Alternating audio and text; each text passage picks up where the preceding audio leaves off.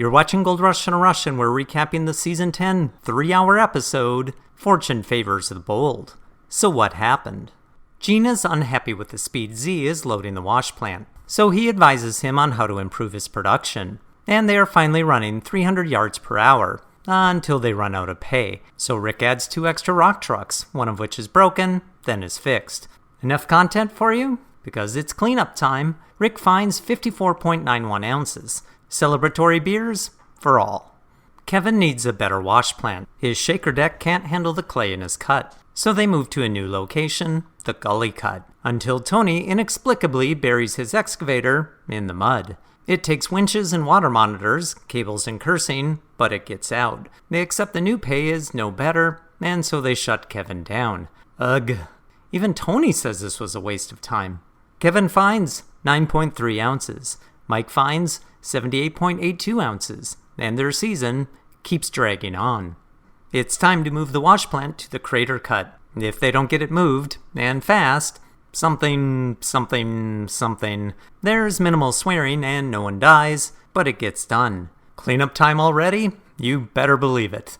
The cluster cut finds 165 ounces. The last cut finds 291.1 ounces. And yet another week goes by without seeing any of Parker's actual gold mining.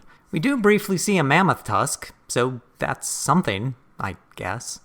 The Dakota boys. Wait, what are they doing here? Discovery must be operating under the "a spoonful of sugar helps the medicine go down" theory, or they are truly out of original Gold Rush content. Either way, I'll take it. Fred's dredge engine is still down. Turns out there is water in the gas tank. Fred siphons the old gas out of the tank by mouth. That's old school awesome.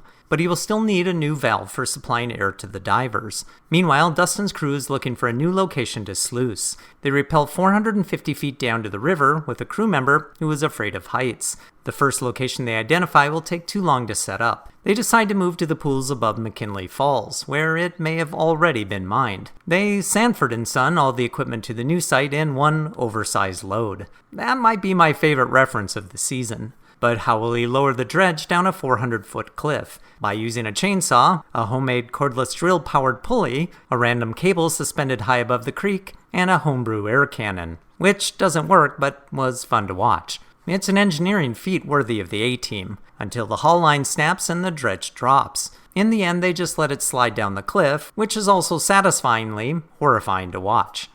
Dave TURIN, he's here too?